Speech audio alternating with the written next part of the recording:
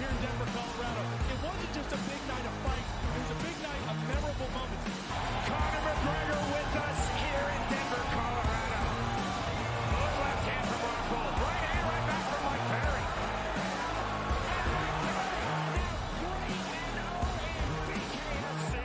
Could I get a face-off with Conor McGregor, man? It's an incredible setup here, incredible matchmaking, incredible storytelling. Oh, you had to come here. All these fighters that step in here are warriors and all have my respect. And I'm into this game, yeah. We'll be into this, yeah. And we are live here in the Maverick Center here in Salt Lake City, Utah, folks. What a night. It is going to be historic indeed for BKFC 56. Whoever's the king of violence right here, this is going to be a great fight. Perry on the top. Right hand from Mike Perry. Double jab. Who's the king of violence? I am! Combat fighting in its purest form, bare knuckle fighting in the city of angels. 80 seconds remaining. We've got the biggest announcement in the BKFC history we're about to make, so let's make that announcement. What's up, Knucklemania? The notorious Conor McGregor here. Ladies and gentlemen, the huge announcement that I have for you today. Conor McGregor, myself, and McGregor Sports and Entertainment is now an owner of Bare Knuckle Fighting Championship. Welcome to the big leagues. David Feldman, baby, we did it. He's now an owner of BKFC with us, and we're going to take this motherfucking thing all the way to the top now.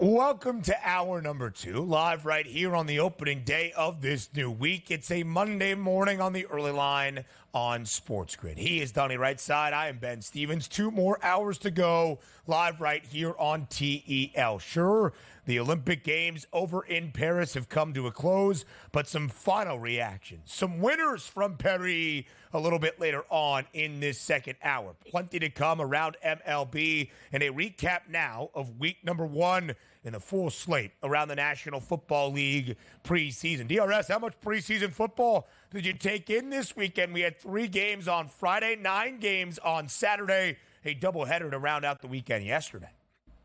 Not much live because, week number 1 in preseason, it's basically just to have a little bit on your TV in the background, not pay too much attention. Week number 2 is one of those weeks, though, now that we don't no longer have a 4-game preseason schedule that you want to pay attention to. You sort of see that live dress rehearsal, so a little bit more to watch. But the focal point, really, you don't get much out of, let's just say, preseason football live. It's more of those practices. You follow the beat writers here to get up to dates, but it's still fun to see some of these guys with new looks that we haven't seen before. But as I said, again, week number 1, pretty much meaningless. Week number 2, you might want to pay a little bit more attention to here.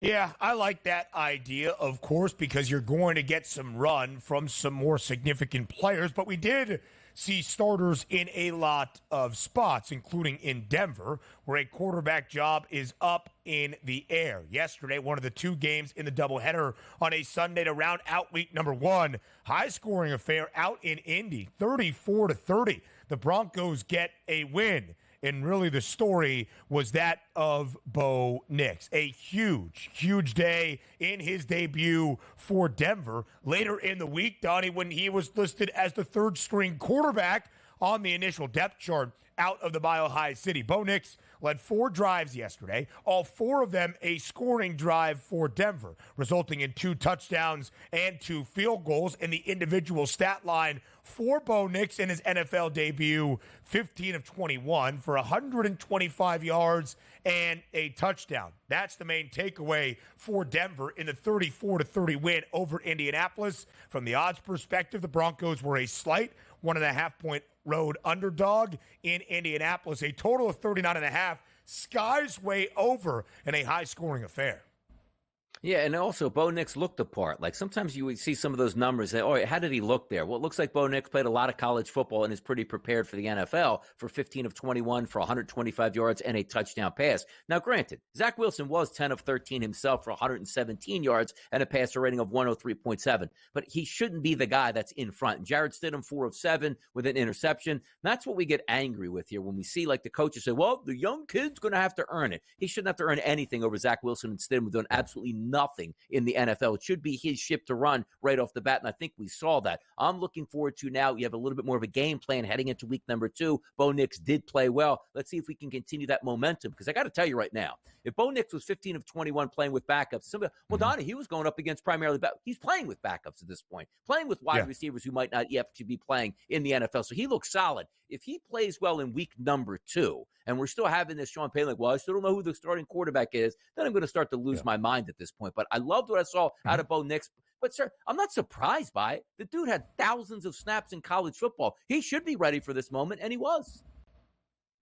When you look at what he did in college football, 61 career starts at the FBS level. It is the most we have ever seen in college football history at the FBS level. Plenty of experience, and drafted 12th overall by Denver, which made in a quarterback competition against Zach Wilson and Jarrett Stidham, him being listed, that being Nix, as the third-string quarterback in the first depth chart out of Denver's training camp this week, all the more perplexing. What Sean Payton is doing is also a little bit perplexing. When you think about his plan, he lists Bo Nix as the third-string quarterback, but says that Nix will get the start week number 2 for the Broncos in the preseason. Denver will host the Packers as a 3.5-point favorite 6 days from now at Mile High. That's Sunday Night Football, 8 p.m. Eastern time in Denver, as the Broncos will play the Packers. Jordan Love got a start for Green Bay. An early touchdown, 2 out of Love. Now one of the richest guys in NFL history, looking good on the investment. On the other side, we saw pretty much all the quarterbacks for Indianapolis play. 5 QBs in total, including Anthony Richardson, entering basically his de facto rookie season when you think about it. 4 appearances last year, only completed 2 games, had his rookie campaign cut very short due to a shoulder injury. 2 drives for ARDRS, 2 of 4, 25 yards yesterday at the helm of Shane Steichen's offense. He's going to be fun to watch. He really is. Like, even watching him on the sideline where he was being interviewed, he looks like he's cut out of granite. Like, that's a quarterback and not like a power forward in the NBA. He's going to be something to watch as long as he can stay healthy. Steichen is a great offensive head coach here and should be able to provide dividends. And I did like the fact they fit in 5 quarterbacks, and each one of those quarterbacks had a modicum of success there watching that game over the weekend. So something to keep an eye on for the Colts. I don't know if they can take a step forward technically from last year, but if Anthony Richardson plays the part, they're going to make the playoffs. They are, because that's the missing pieces. Do we understand that we have our franchise quarterback? If we do, they're talented. They can get there. Joe Flacco is the backup now in Indy. Sam Ehlinger, who has played a ton for the Colts. We saw Keaton Slovis, the rookie out of Pittsburgh via USC. And Jason Bean, the rookie out of Kansas, a touchdown toss and added 24 yards on the ground. Also important to note for your handicapping perspective, if you get the idea, there's a quarterback battle on one side like there is in Denver, and you're going to see the starters play for Indianapolis. We're going to get some points, 34-30 again, over a pregame total of 39 and a hook. Yesterday, only one quarterback playing inside SoFi Stadium for the Rams.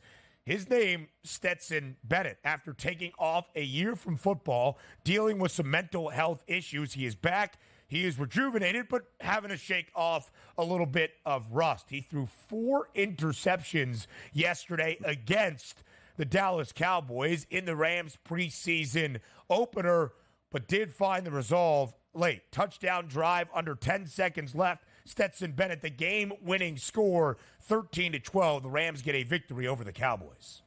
How about Boston Scott out there getting some run? Used to be with the Philadelphia Eagles, now out there on the West Coast, 15 carries for 68 yards. But you got to be. This is interesting because typically in the preseason, You line up and say, all right, we're going to mix in some passes. Let's run the football. Let's get some game film. Let's be physical. Let's not get injured and move on. The Dallas Cowboys let Trey Lance go 25 of 41. Stetson Bennett 24 of 38. As this was a regular season game where you're trying to determine playoff supremacy at this point. That's what was most impressive. But also, how about Trey Lance? 6 carries for 44 yards, which begs the question. They got 4 turnovers in that game. You take a look at Trey Lance, who didn't throw an interception. How do you only come away with 12 points here? You threw 41 times, and your quarterback ran for 44 yards. You get 12 points here. Just the way it goes around, but that's a win for the Los Angeles Rams. Doesn't matter in the regular season. Stetson Bennett got some run. Trey Lance got some run. Let's focus on game number 2 to see what we have with some of the starters in the lineup for each one of these ball clubs. Yeah, unable to take advantage for Trey Lance for sure. This, of course, for Trey Lance is where he's at in his NFL career. I believe this is year number 4 that he is about to begin. I do not believe the Cowboys picked up his 5th-year team option, if I'm not mistaken. Is Trey Lance factoring into any of the decision-making for Jerry Jones in Dallas in terms of extensions for Dak Prescott? Probably not, but getting a lot of run in the preseason. 188 yards, 44 on the ground. 4 scoring drives, but all 4 field goals. Brendan Aubrey, one of the best kickers in the NFL for the Cowboys, 4 for 5, only missing a 60-yarder plus yesterday, unable to take advantage with a touchdown. And Stetson Bennett will remember this preseason opener because he's back in football, because he led a game-winning touchdown drive, tossing that game-winning touchdown. But 4 interceptions, he is going to have to move past pretty quickly. Matthew Stafford did not play. Jimmy Garoppolo did not play. Jimmy G, probably the backup in L.A., but suspended for the first 2 games of this season. The Rams went outright as a 5.5-point underdog. Some rookie debuts, the weekend that was in the preseason. Next.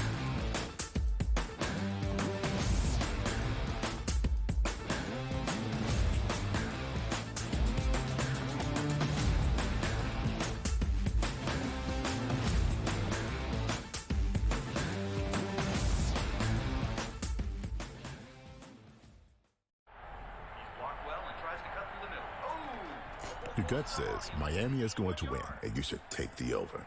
Your gut also said your NFT selfies would only go up in value. They didn't. But your head is on SportsGrid and knows the QB is in concussion protocol. The backup has a 45 QBR against the zone coverage. The New York D has the most sacks in the league. So yeah, trust your head. It's smarter to be on SportsGrid. There is going to be an energy to game time decisions that you will feel night in and night out. We're going to go through every single thing, and I've got a great team behind me that's going to help me get the job done. I want this to be the place that people come to. We are going to hit every single one of those markets that you need to know about. There is not going to be a better place, I promise you, than Game Time Decisions. We will have everything at our disposal, and we will use that to our advantage. I'm Kevin Walsh. Tune into Game Time Decisions from 6 to 8 p.m. Eastern on SportsGrid.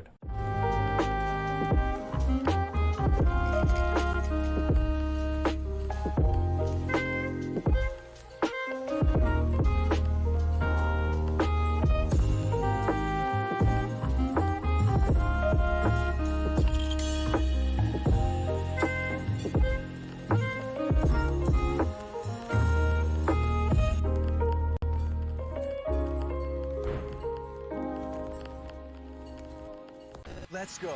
Welcome to the Live Golf Team Championship. The golf has been mesmerizing. They are the Live Golf Team Champions. Team golf is back. Oh, yes! Are you ready? Let's go!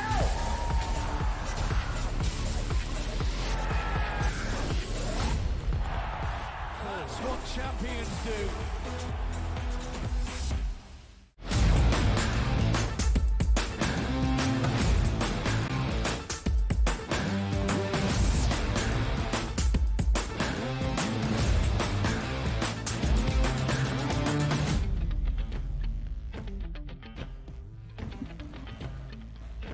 Preseason week 1 around the National Football League, most notable perhaps for some debuts and some rookie quarterbacks. On Saturday, bright and early, noon Eastern time at MetLife, the Commanders and the Jets. Jaden Daniels, second overall pick in the 2024 NFL Draft, makes his first start for Washington. About an hour later, not in New Jersey, but actually in New York, Western New York, Caleb Williams, his NFL debut on the road in Buffalo against the Bills. Let's start there, DRS, with these rookie quarterbacks on display. Anytime you have 6 QBs taken in the first 12 selections of an NFL draft, they are going to get your attention. Caleb Williams, 2 drives, 4 of 7, 95 yards, leading 2 scoring drives, both resulting in a field goal. Chicago beats Buffalo 33-6. And you saw some flashes of the athleticism of Williams, throwing dimes on the run. Have to like what you see out of Caleb Williams in Chicago to start. Oh, the expectations certainly are high. You'd like to see him get a little bit of run this early in the preseason as well. But granted, they're in their official game number 2 when most people are in their game number 1s. So it does make some sense. But he does look the part, and that's all you want to see. Give me a glimpse of what the future is. Let these guys get those dress rehearsals out of the way and get prepared for the regular season. I liked everything I saw from a lot of these rookie quarterbacks over the weekend that are expected possibly to be franchise guy, Caleb Williams included. Absolutely so. Jaden Daniels only 1 drive, but led an 11-play, 70-yard touchdown drive against New York. He was 2 for 3 through an absolute dime down the right sideline to De'Ami Brown. That looks the part, 45 passing yards, and then capped off his only scoring possession, bringing it into the end zone himself for his first rushing score as a member of the Commanders. Yeah, he's going to be hell on wheels to try to deal with when he starts going with RPO-type action because he's so fast out of the pocket. But what did you want to see? A great deep throw, as you pointed out, great diving catch made, cap it off with a touchdown, get the kid out of there, keep the vibes going, and keep that maturation process moving into preseason week number 2. Loved what I saw out of the kid. I expected it. He's going to be phenomenal, I believe, this year for Washington. A little bit of movement as well in the odds to win NFL Offensive Rookie of the Year. Caleb Williams remains the short favorite at plus 140. Daniels and Marvin Harrison Jr. had tied for the second best number at 7-1.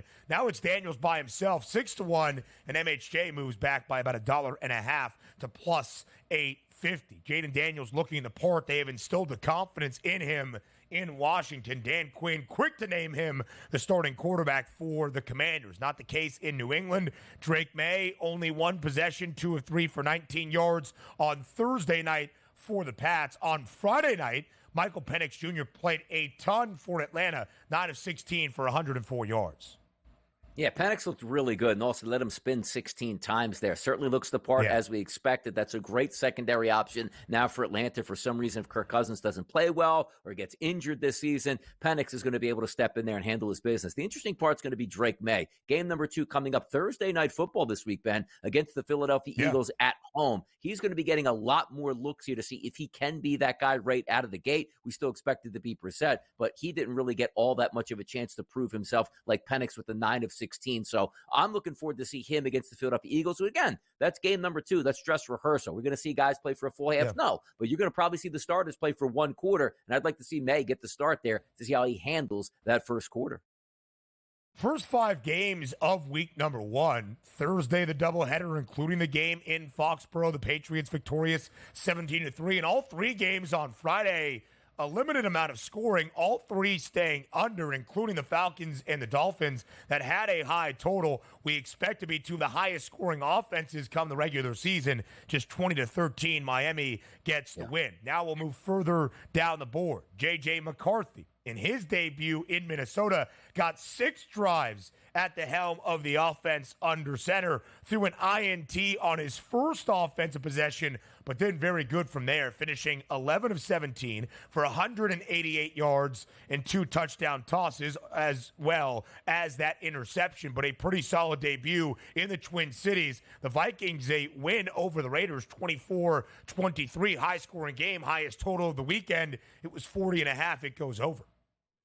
Yeah, by the way, J.J. McCarthy throwing those long touchdown passes. They had Justin Jefferson mic'd up on the sideline, and he was enjoying those passes, even though he wasn't catching them in that preseason game. So then as we start to take a look at the depth chart in Minnesota, come on now. J.J. McCarthy was drafted high. He's supposed to be that guy. He's supposed to be the leader of men. Just let him go here. Keep him in game number 2. See if he can progress there. He should be the week 1 starter. I don't hear anything about Sam Darnold's had a great camp. Nonsense. You drafted this guy to be your starting quarterback. Let him be your starter from day 1.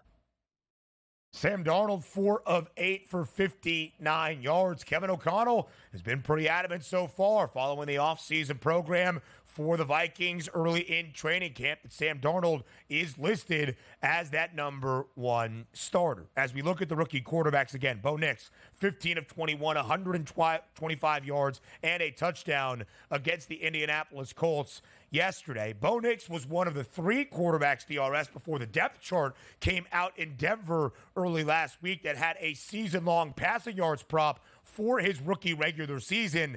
It's not up on the board anymore, just Caleb Williams and Jaden Daniels. 3,500 in a hook for Williams, 3,025 and a half for Daniels. You have to think that if Bo Nix looks good, week number 2, he is supposed to get the start for Denver in that preseason game. He is going to start week number 1 for the Broncos.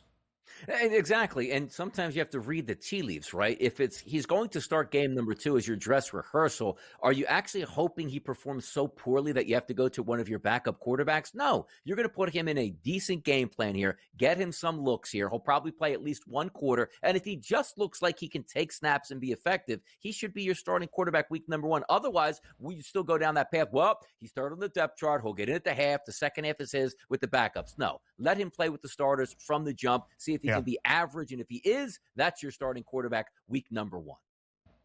We mentioned on the New Jersey site of our lovely FanDuel Sportsbook, they are listing odds for quarterback competitions. Bo Nix, even after he was named QB number 3 on that initial depth chart, was still a minus 200 favorite to be the week 1 starter. Aiden O'Connell was the odds-on favorite to be the starter in Las Vegas.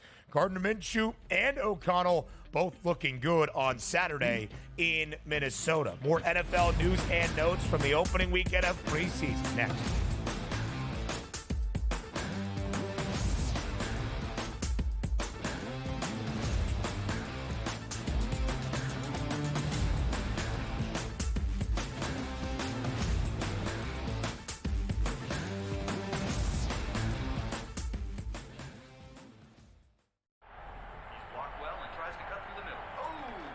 Your gut says Miami is going to win, and you should take the over.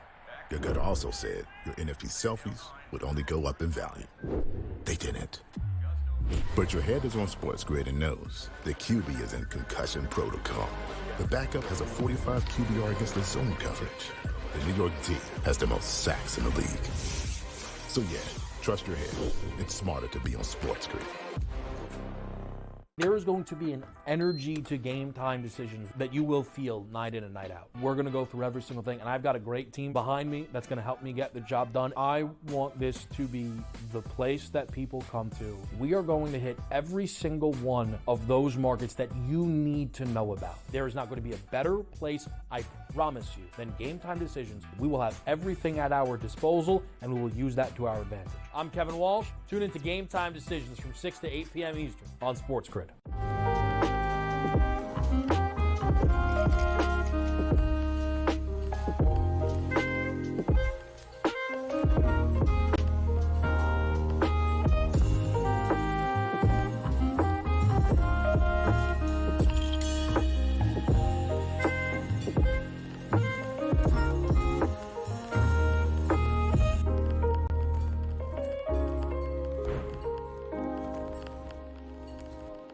Let's go. Welcome to the Live Golf Team Championship. The golf has been mesmerizing. They are the Live Golf Team Champions. Team golf is back.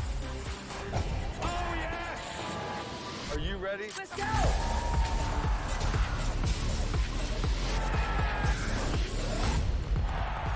That's what champions do.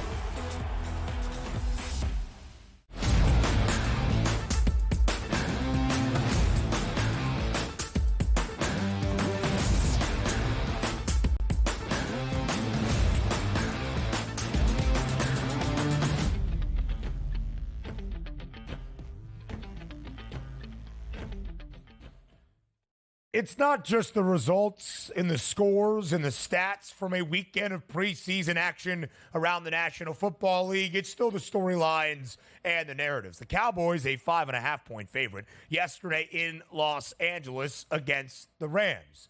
and Dallas loses its first preseason game. We didn't see Dak Prescott. We haven't seen CeeDee Lamb at all throughout camp for the Cowboys. And Jerry Jones last week, DRS, got himself into a little bit of hot water that was brought on only by himself, because he often finds a way of doing that, saying there wasn't much urgency in trying to negotiate a contract extension with CeeDee Lamb.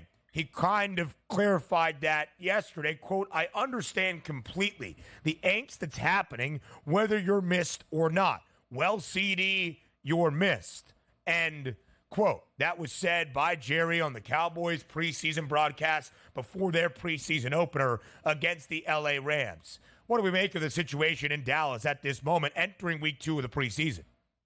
I still don't understand, because usually you say to yourself, Ben, the organization holds the hammer. And typically in Cincinnati's the one franchise that goes, you know what? We actually would like our superstars to sit out, because then we don't have to pay them. We're going to make the same amount of money on the field and probably bank more money if I don't have to pay these guys. If they're upset and they can't perform, who cares? We're going to make money. The Dallas Cowboys are in a different boat here. Like, Jerry Jones is getting up there in age, wants to see a Super Bowl more than anything, but played this offseason completely wrong on how you're going about how to be all in. And when I take a look at who actually holds the hammer in this situation, it's CeeDee Lamb. What's going to happen here? CeeDee Lamb doesn't show up to camp, doesn't play the first couple weeks. Dallas is in the toilet, and then all of a sudden, like, oh, well, just not going to. Like, he's going to get his contract. He's going to probably reset the bar for wide receivers. Why didn't we do this 3 weeks ago? Why didn't we do this a month ago at this point? I don't understand the holdout, not from CeeDee Lamb's perspective, but from the Cowboys. And even more innocuous was the Jerry Jones comments like, well, you know, I'm not worried about this. If you're not worried about CeeDee, let's just say he's not worried about it, and CeeDee Lamb doesn't play this year. The Cowboys probably win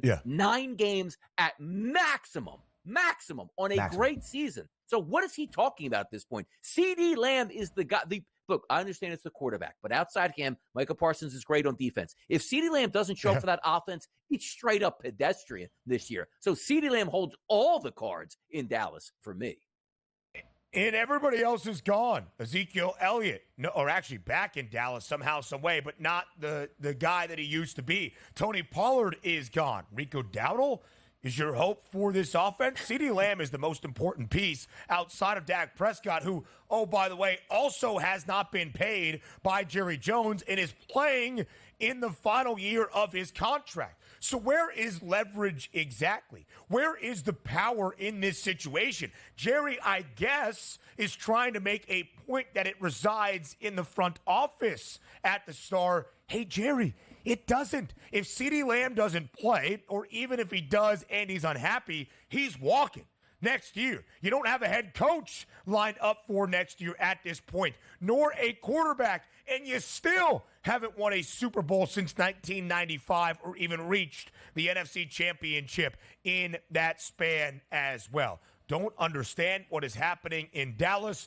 Would never bet the Cowboys postseason prices to win an NFC championship or a Super Bowl until I see them play in an NFC title game. And I'm starting to worry, DRS, about their win total of 10.5, where the over has the juice, because the Cowboys are good in the regular season. They've won at least 12 games each of the past 3 years in 2 divisional crowns in that span. Not really feeling that overwhelming confidence that Dallas will be back in that spot this year. And how about this? Like, if the Dallas Cowboys, let's just say a different trajectory in the offseason, they blow out Mike McCarthy, they bring in Bill Parcells, they restructure Dak Prescott's contract, they sign CeeDee Lamb to a long-term deal, and Micah Parsons, and still have $30 to $40 million under the cap to play with, to sign even more players, you'd have much more vibes coming out of Dallas. Like, this could be the season here. Bill Belichick reinvigorated. He's got a ready-made roster that he can't mess up at this point, and we know he's a solid game day coach, but instead, you're left with so many question marks. And even this, like, the Dallas Cowboys, America's team, right? They're always put on Thanksgiving. They're always put in prime time because they're going to get the ratings. I've been watching out in Oxnard, California, with the examples of nobody's even showing up to these practices. Like, there is no hype whatsoever. Yeah. Every Dallas Cowboys fan that is either on Twitter that I follow here, all of a sudden saying the same things here. Forget about this season. Can we just remove Jerry Jones from being the president or general manager and have him sell the team? Because this is the disaster. From coming in to be promised, this is an all-in season. That have one of the worst off seasons you could possibly have. Yeah, I'd be upset if I was a Cowboys fan also. No doubt about it. Just a quick update out of Kansas City. In the preseason opener, the starters played for the Chiefs. Hollywood Brown suffered a dislocation of his sternoclavicular shoulder joint Saturday night, but was discharged from the hospital. More on the early line up next.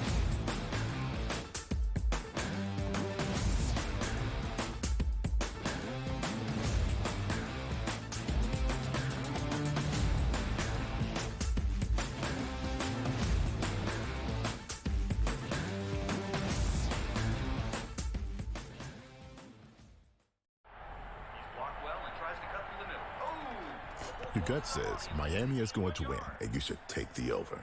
Your gut also said your NFT selfies would only go up in value. They didn't. But your head is on SportsGrid and knows the QB is in concussion protocol. The backup has a 45 QBR against the zone coverage.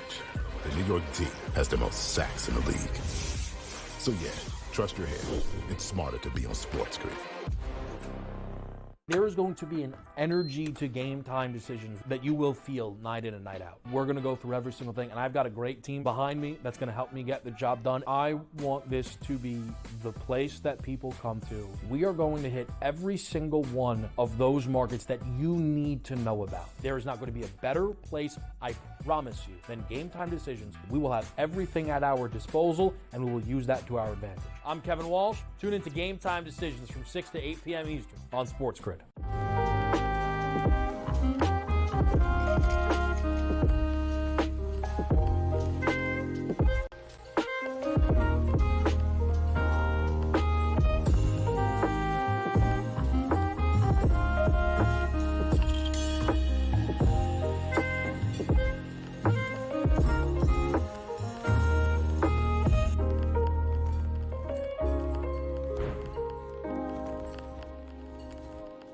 Let's go. Welcome to the Live Golf Team Championship. The golf has been mesmerizing. They are the Live Golf Team Champions. Team golf is back. Oh, yes! Are you ready? Let's go!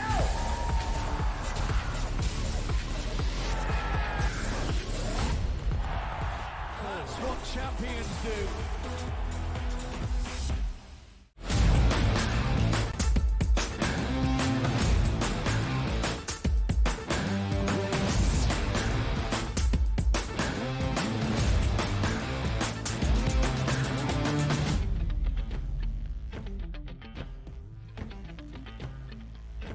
The final Olympic assessment from our time over in Paris here in the Summer Games of 2024. Some winners from the event that was, and frankly, it was a wonderful 2 weeks over at the 33rd Olympiad. It was so much fun to watch. It was great for us in these viewing windows early in the morning, into the afternoon hours, and well done by everybody there across the pond over in France. I truly enjoyed these Olympic Games, Donnie, and it's one of those things where in the last couple of years, at least in the Tokyo Games, that of course had to be postponed from the summer of 2020 to the summer of 2021, when there wasn't really a ton of fans that were able to attend, and so many COVID regulations that didn't make it have the grandeur and the glamour that we normally associate with the significant event that is the Olympic Games. It was nice to get that back here in 2024.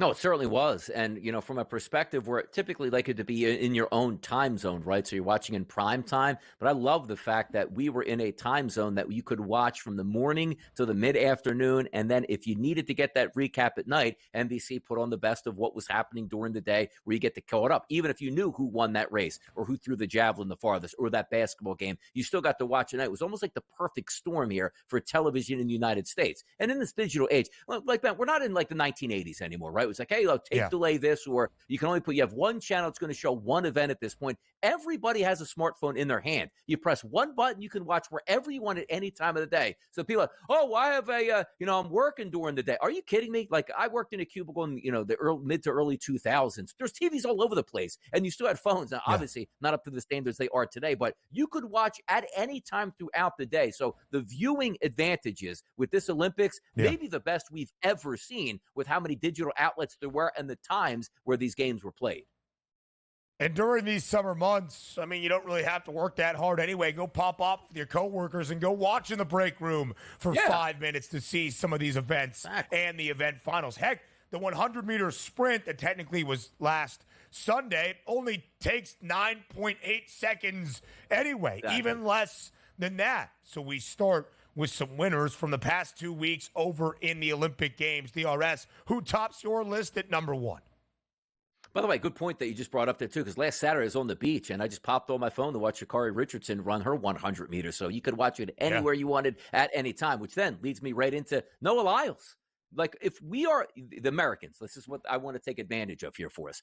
I say, what's going to happen in the gold medals? There's a couple events I absolutely have to watch. You're going to be tuning into because the fastest man in the world is not the 4x100. It's not the 200. It's the 100. That's what you want to watch. You want to see those guys to see who finishes in under 10 seconds, to see who can set a world record. We had so much fun watching Usain Bolt over the last couple of years, and he was from Jamaica. It wasn't even a United States guy, but when the United States guy comes into it and is talking all that smack, you owe it to him and your country to watch them perform. Now, understand he got COVID, didn't win the 200, which was his best event. But if you can come out of the Olympics and they say you are the fastest man, that means you won the 100. So Noah Lyles for me gets number 1 because that is what you can stand on. Forget about the World Championships. When you are the Olympic gold medalist, you have 4 years to tell people you are the fastest man on this planet. Come get me in 2028.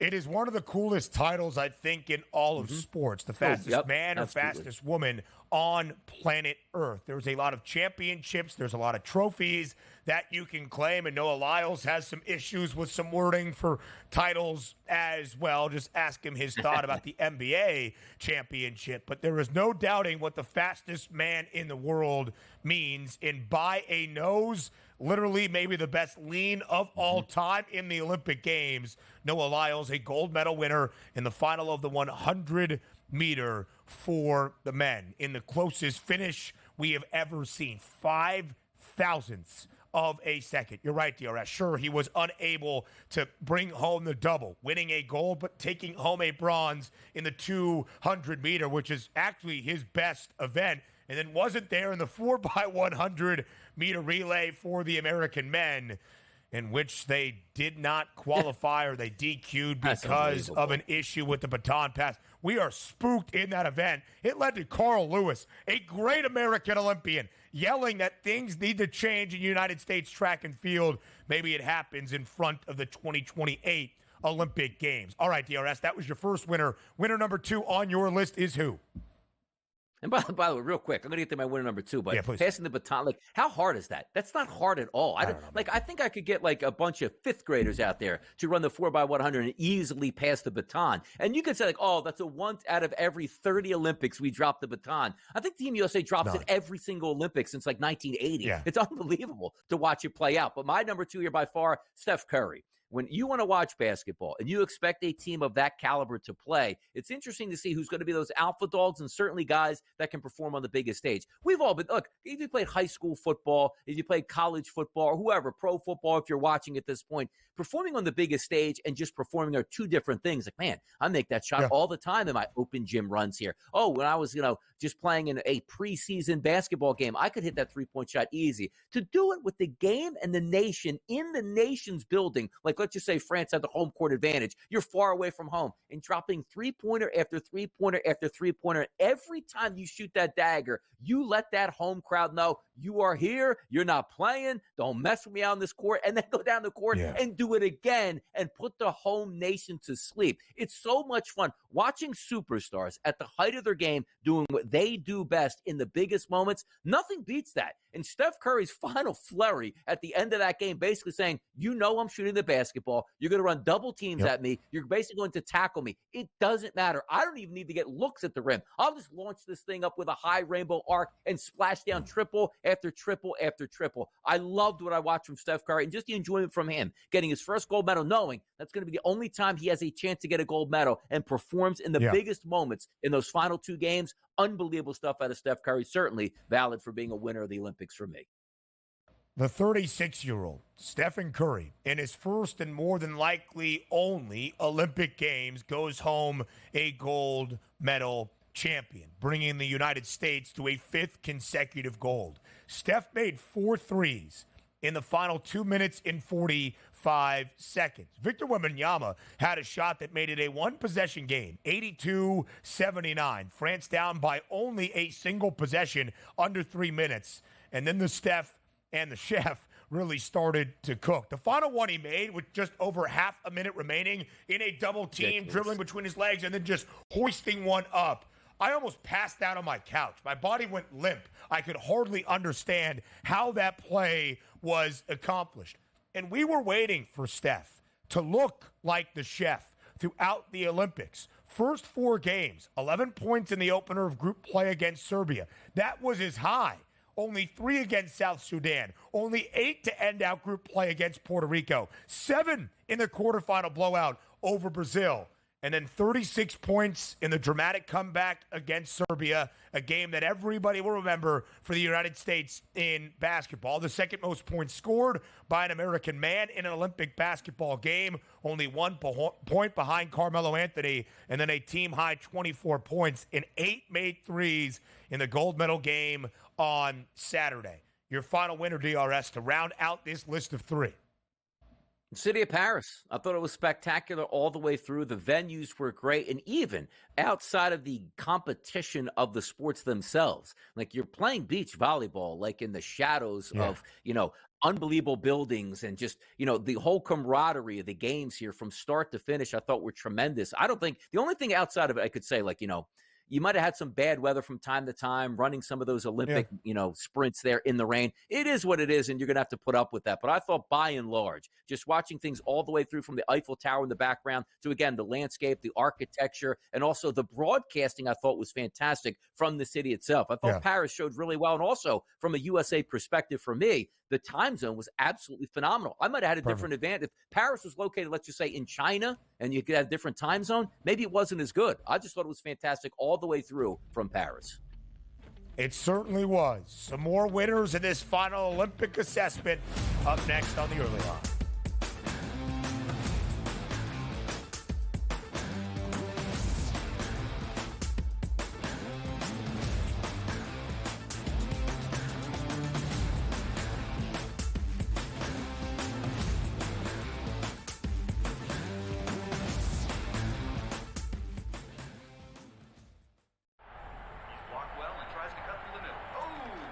Your gut says Miami is going to win, and you should take the over. Your gut also said your NFT selfies would only go up in value. They didn't. But your head is on SportsGrid and knows the QB is in concussion protocol. The backup has a 45 QBR against the zone coverage. The New York D has the most sacks in the league. So yeah, trust your head. It's smarter to be on SportsGrid. There is going to be an energy to game time decisions that you will feel night in and night out. We're going to go through every single thing, and I've got a great team behind me that's going to help me get the job done. I want this to be the place that people come to. We are going to hit every single one of those markets that you need to know about. There is not going to be a better place, I promise you, than Game Time Decisions. We will have everything at our disposal, and we will use that to our advantage. I'm Kevin Walsh. Tune into Game Time Decisions from 6 to 8 p.m. Eastern on SportsGrid.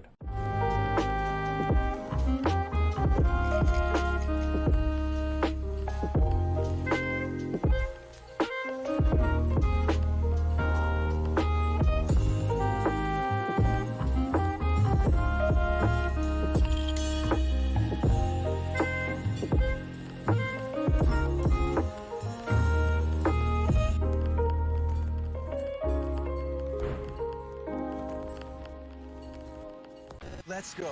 Welcome to the Live Golf Team Championship. The golf has been mesmerizing.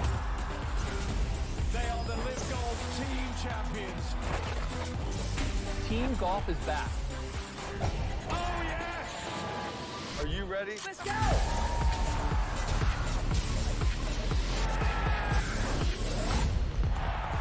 That's what champions do.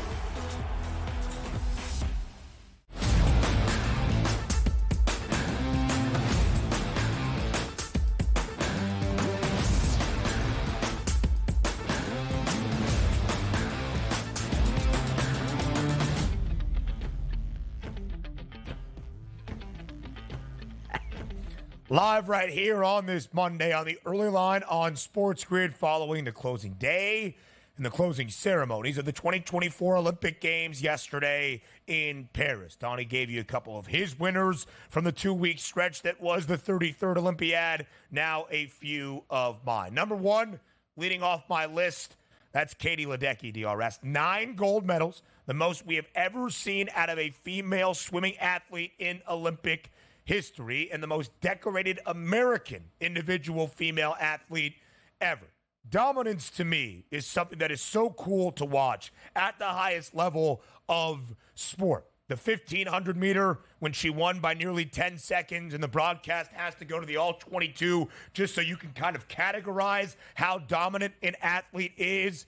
That is Katie Ledecky. 14 overall Olympic medals. Again, the most decorated female American Olympian in the history of the Olympic Games. 9 gold medals to boot. Dominance once again with an Olympic record in the 1,500 meter, where she holds all 20 of the fastest times ever, and 9 gold medals capped off by a gold medal in the 800 meter free to finish it off as well. Katie Ledecky, my number one winner. I love the action in swimming. I actually kind of prefer the pool to what we see in the first week than to track and field in the second week. That could be slightly controversial, but I love swimming action, and Katie Ledecky, one of the all-time greats.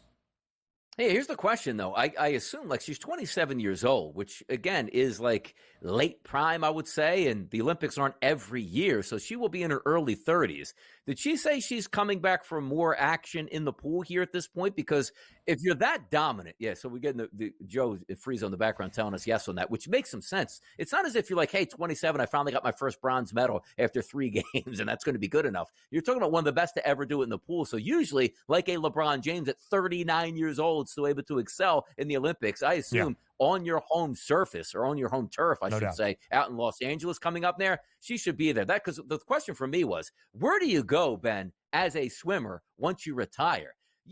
I can't imagine, like, you're like, hey, let me just get in the pool for some laps every day because I love it. Like, it's got to be so excruciating. Like, just from a, you know, I don't know if I was a world-class talent like Katie Ledecky. I don't want to sell myself too much short here. But the minute I ended football, I never did another leg day of my life because nobody enjoys doing so. Hey, let me just work on some squats here on the weekend. If I wasn't getting out of it athletically, there's no way I'm doing it. So I wonder what a swimmer does to retire, like Michael Phelps. He doesn't get in the pool and just hit up some laps, does he? I would never get in the pool again at that point. I'd be disgusted by the pool.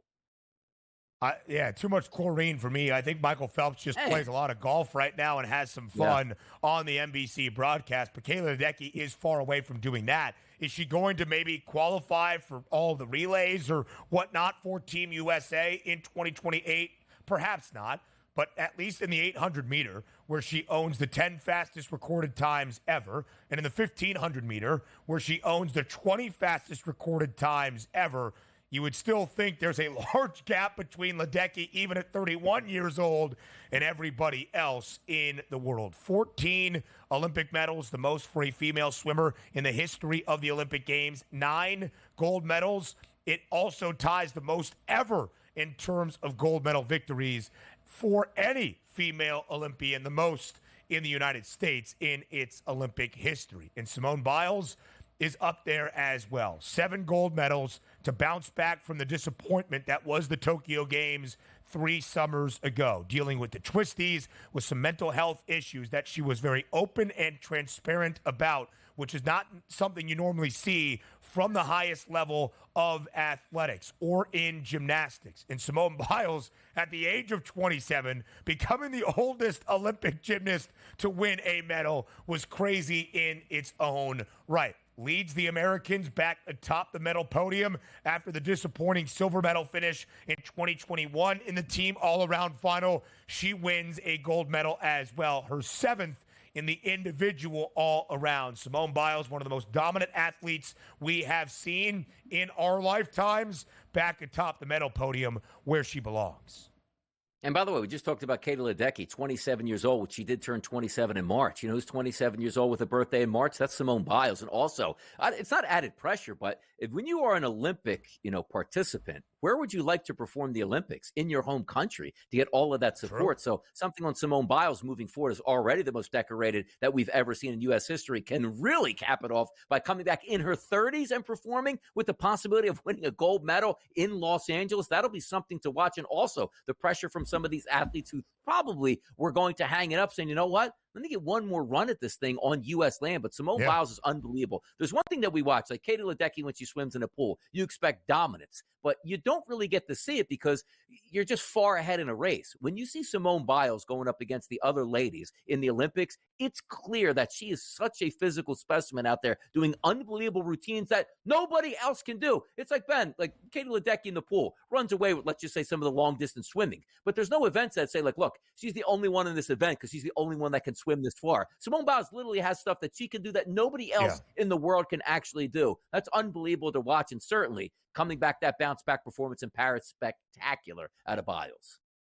Moves that are literally named the Biles because she's the only person to ever even attempt it. It is insane. 26 gold medals, by the way, won by the female athletes of Team USA, the most ever won by female athletes of any nation in the Olympic Games in its history.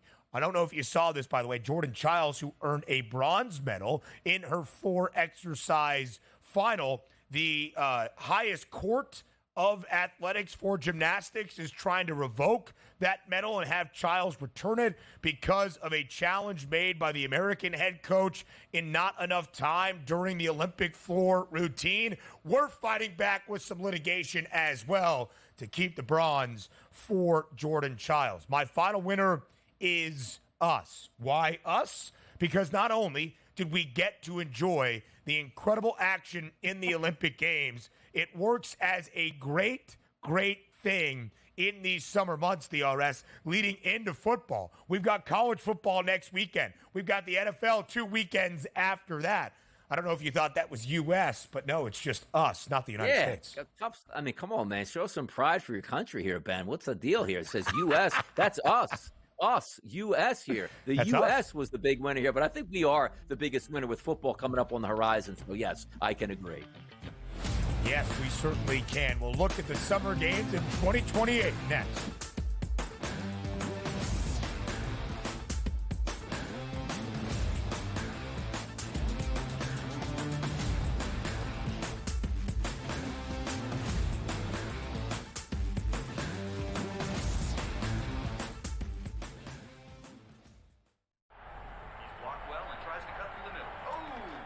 Your gut says Miami is going to win, and you should take the over. Your gut also said your NFT selfies would only go up in value. They didn't. But your head is on SportsGrid and knows the QB is in concussion protocol. The backup has a 45 QBR against the zone coverage. The New York D has the most sacks in the league. So yeah, trust your head. It's smarter to be on SportsGrid. There is going to be an energy to game time decisions that you will feel night in and night out. We're going to go through every single thing, and I've got a great team behind me that's going to help me get the job done. I want this to be the place that people come to. We are going to hit every single one of those markets that you need to know about. There is not going to be a better place, I promise you, than Game Time Decisions. We will have everything at our disposal, and we will use that to our advantage. I'm Kevin Walsh. Tune into Game Time Decisions from 6 to 8 p.m. Eastern on SportsGrid.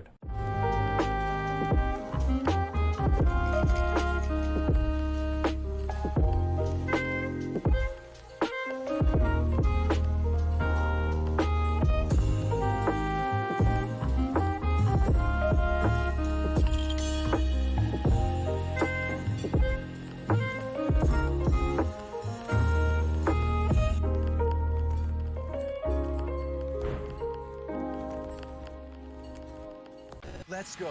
Welcome to the Live Golf Team Championship. The golf has been mesmerizing. They are the Live Golf Team Champions. Team golf is back. Oh, yes! Are you ready? Let's go!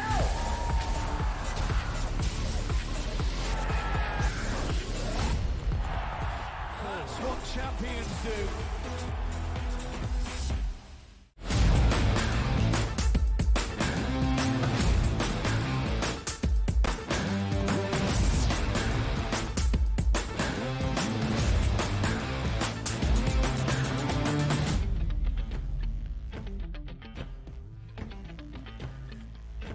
Just 4 years away from the Summer Games of the Olympiad. It will be the 34th Olympiad in history back on United States turf in Los Angeles, LA 2028. LA's mayor was there yesterday at the Paris closing ceremonies. Karen Bass waving the Olympic flag. DRS, we're 4 years away.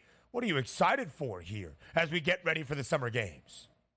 Look, just that it's on U.S. soil. I mean, it's a great city in Los Angeles. They'll be ready for it. The pageantry will be there. All the superstars will be ready to go. And if you want to say that Team USA had a very good Paris Olympics, wait until the home team gets on their home turf and really gets that home court surge where everybody is cheering for Team USA at every single event as the dominant fan base. That's what I'm looking forward to here. But I also want to see the shame of it's going to be, when is those primetime activities going to take place? Because granted, it's going to be mostly primetime in the city you're in, which means a little bit later for the East Coast. But also you have to understand some of these events also need to project worldwide as well. It'll be interesting because, as I said, Paris was a huge win, not because the city is beautiful, but because of the time frame that we were watching. So you got that double scoop. Let me watch during the day. Let me round it about at night. I don't want to just be like, hey, I got to watch the 100 men's final at 9:30 at night on a Thursday or whatever it will be. That would be ridiculous. Yeah. No. I don't think we're going to go Pacific time, prime time hours. I would think they kind of cater to the East Coast and probably start a little bit earlier out there in LA. Speaking of starting earlier, opening ceremony, July 14th. That's like 2 weeks in front of what we saw this time around in Paris. Closing ceremony, that's about 2 weeks prior, July 30th, 2028. I do as well, right? That's the end of the closing ceremony. Focus fully on football. I don't mind it whatsoever. Speaking of football, is this the reason why? Flag football, one of the new sports in the Summer Games of 2028. Do you think we will see NFL players represent Team USA in flag football at the Olympic Games? The top shelf players, absolutely not. Absolutely not. You can't have it that close to the season where, let's just say, and again, there's ways to get around it. Like, hey, July 14th is the opening ceremony. July 15th, they're going to start. But is anybody going to want their quarterback, their wide receiver? Like, I understand, like Tyreek Hill. He'll be 4 years older. He wants to play it. We hear about it. But can you imagine a superstar football player hurting a hamstring and missing the first month and a half of the season because he wanted to play flag football at the Olympics? Same thing with Major League Baseball we can bring up too, because that opening ceremony, look at it as July the 14th. That's fantastic. That should be right around the time we have the All-Star game at this point. Now, is the All-Star game going to play the same week as the Olympics? Are they going to push that up or back? And also, hear me out on this. We don't need Major League Baseball players in the Olympics. We just don't. Are you really going to shut down the season? Also, are we going to open up the season in February and close it November 28th as opposed to November the 4th? Baseball should not be in the Olympics. Excuse me. Baseball should be in the Olympics. I preface that. But the amateurs and college kids should be the ones doing that. I don't see professional athletes at all in Major League Baseball during the season in the Olympics. You've got to be kidding me there. Yeah, I don't know exactly how that will work based on its structure, but I would not expect to see MLB players in baseball in 2028 out in LA. Softball will be housed in Oklahoma City, the home of softball in this country. That should be electric. Squash why? Makes its way. Why? Like, but what is the reasoning for that? Like, if you were an electric atmosphere in OKC. No, if I was in the Olympics, I want to be centered exactly where the Olympics are actually being played. I want to be in the village. I want to go to all like this. So again, softball might be great in Nebraska at this point, but if we're saying to ourselves, like the kids that are playing and the athletes that are playing in softball, they don't get to enjoy the Olympics at all. Like that's part of the spirit of the Olympics is being in the village and being able to partake. You're going to remove them. Are they going to take private jets after the game to fly in and watch basketball? Stop it. No way. I don't know. It's a good point that you bring up, but Devon Park has been the home of the women's. They don't have a big enough. Is that true? You're telling me Los Angeles, California? I mean, what are they? A high school? Yeah, a high school field can fit that up. Who's going to that? Yeah, exactly. That's way too many. You're going to have to take 1,500 seats out of there, put the tarps on it for softball at the Olympics. Couldn't they build that, though, in the next 4 years? Anyway, that's whatever. Lacrosse is back in the Olympic Games as well, Donnie. It seemed as though breaking at the Olympics was short-lived. By the way, and look, I'm just trying to catch up on breaking because, I was excited about it. We get off the air Friday, I watched a little bit of it. I was pretty intrigued. And then I'm finding out that people that were in the Olympics in breaking, should not have been there, recorded 0 points, are being questioned here. I'm wondering why it's going away, because U.S., that should be breaking headquarters. So I am sort of concerned that it's going away and why it was only in one time in France. That shouldn't happen. Australia's ray gun ruined it for everybody. Hour number 3 of the early line up next after the break.